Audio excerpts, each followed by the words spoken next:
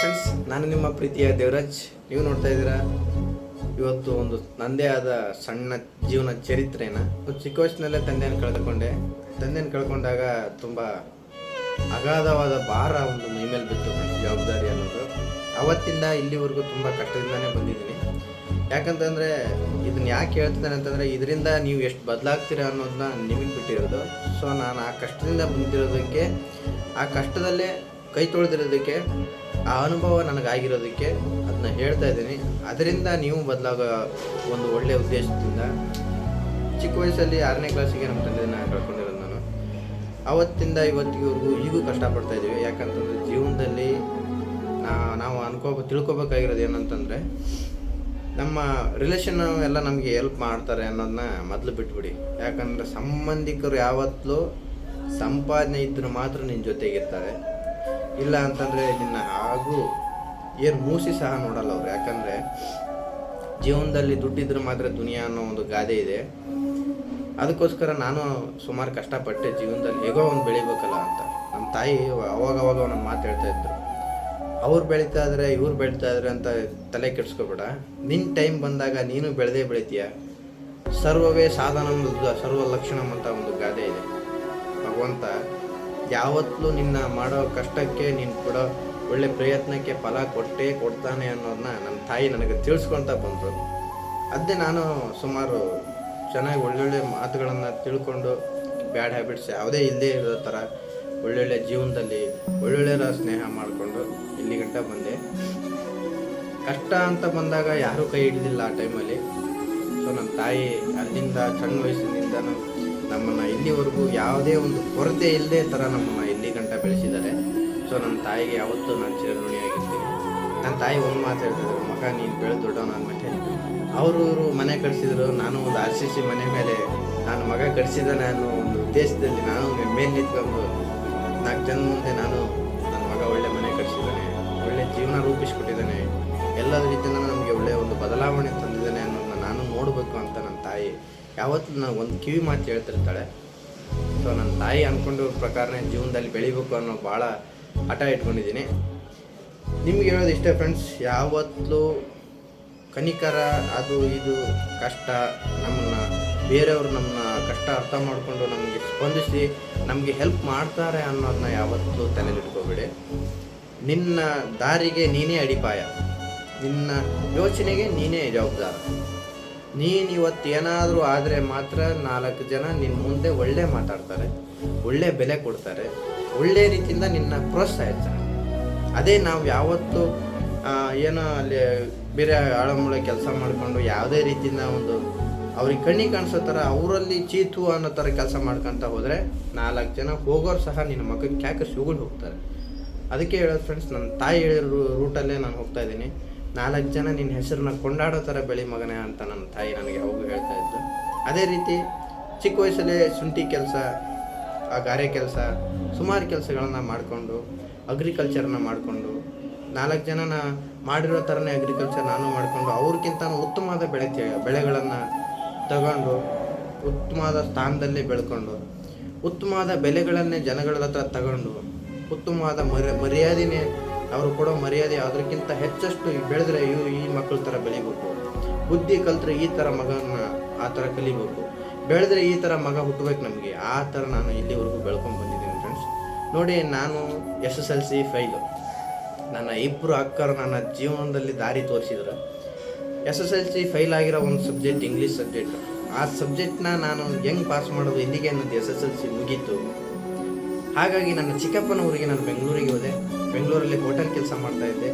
ನನ್ನ ಅಕ್ಕ ಇಬ್ಬರು ಸೇರಿಕೊಂಡು ನನ್ನ ಕಷ್ಟಪಟ್ಟು ಬೆಳೆತನಕ ಓದಿಸಿ ತಿರುಗಿ ಮಾರನೇ ದಿನ 30 ಮಾರ್ಕ್ಸಿಗೆ ಇಂಗ್ಲೀಷ್ ಸಬ್ಜೆಕ್ಟ್ನ ಪಾಸ್ ಮಾಡಿಸೋ ಲೆವೆಲ್ಗೆ ನನ್ನ ತಲೆಯಲ್ಲಿ ವಿದ್ಯೆ ತುಂಬಿದ್ರು. ಸೊ ನಾನು ಬಂದ ನಂತರ ನನ್ನ ಚಿಕ್ಕಪ್ಪನ ಹೋಟ್ಲಿಗೆ ಹೋದೆ. ಮತ್ತು ಪಾಸ್ ಆಗುತ್ತೋ ಇಲ್ಲ ಅನ್ನೋ ಡೌಟಲ್ಲೇ ಹೋದೆ.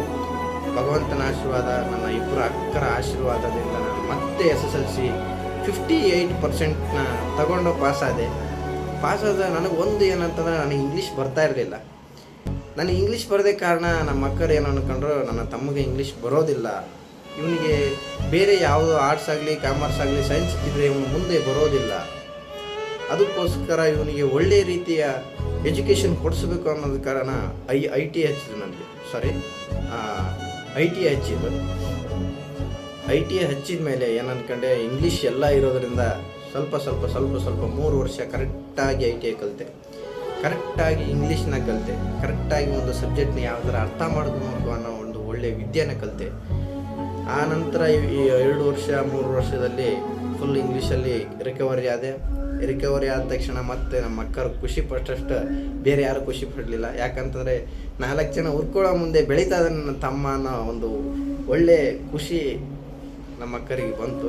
ಅವತ್ತು ನಾನು ಅಂದ್ಕೊಂಡೆ, education is most important. Education ಇದ್ದರೆ ಮಾತ್ರ ಜೀವನದಲ್ಲಿ ಮುಂದೆ ಬರೋಕ್ಕೆ ಸಾಧ್ಯ. ಎಜುಕೇಷನ್ ಇಲ್ಲ ಅಂದರೆ ನಾಯಿಗಿಂತ ಕೀಳಾಗಿ ನೋಡ್ತಾರೆ ಅನ್ನೋ ಒಂದು ಒಳ್ಳೆ ವಿದ್ಯೆನ ನಾನು ತಿಳ್ಕೊಂಡೆ, ಒಳ್ಳೆಯ ಒಂದು ಪ್ರತಿಜ್ಞೆಯನ್ನು ತಿಳ್ಕೊಂಡೆ, ಒಳ್ಳೆಯ ಒಂದು ಒಬ್ಬರ ಮಾತಿನ ತಿಳುವಳಿಕೆ ಏನು ಅಂತ ತಿಳ್ಕೊಂಡೆ, ಒಬ್ಬರ ಜವಾಬ್ದಾರಿ ಹೇಗೆ ಇರಬೇಕು ಅನ್ನೋದನ್ನು ತಿಳ್ಕೊಂಡೆ, ಜೀವನದಲ್ಲಿ ಹೇಗೆ ಮುಂದೆ ಬರಬೇಕು ಅನ್ನೋದನ್ನು ತಿಳ್ಕೊಂಡೆ. ITI ಮುಗೀತು, ಇಂಡಸ್ಟ್ರಿಗೆ ಬಂದೆ ಬೆಂಗಳೂರಿಗೆ ಬಂದು ಸುಮಾರು 1 ವರ್ಷ ಕಂಪನಿಯಲ್ಲಿ ಕೆಲಸ ಮಾಡಿದೆ. ಸುಮಾರು ನಾಲೆಜ್ ಬೆಳೀತು ನನಗೆ.